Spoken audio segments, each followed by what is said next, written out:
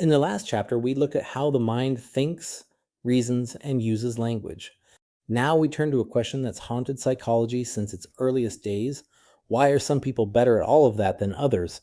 And what exactly is the thing they have more of? We call it intelligence, but defining it turns out to be surprisingly hard. Ask 10 people and you'll get 10 answers.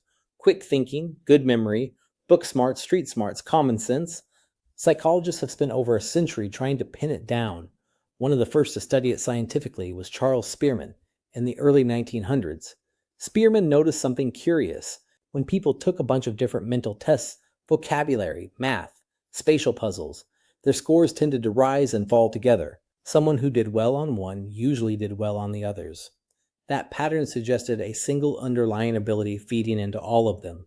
Spearman called it G for general intelligence. The we factor became one of the most durable ideas in the field, but not everyone bought the idea of a single number. Critics pointed out that we all know people who are brilliant in one area and hopeless in another. The math whiz who can't read a room, the gifted musician who struggles with words. That observation led other researchers to argue that intelligence isn't one thing at all, but many. Raymond Cattell drew a useful distinction here, splitting general intelligence into two types. Fluid intelligence is your raw reasoning power, the ability to solve novel problems on the spot without relying on prior knowledge. Crystallized intelligence is the accumulated store of facts, skills, and vocabulary you've built over a lifetime. The two behave very differently as we age. Fluid intelligence tends to peak in young adulthood and slowly decline.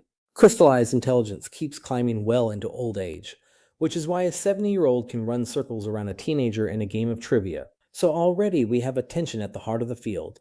Is intelligence one general capacity, or a collection of separate abilities? That debate is far from settled, and in the next segment we'll meet two theorists who pushed hard against the single number view, arguing that the standard tests capture only a thin slice of what it really means to be smart.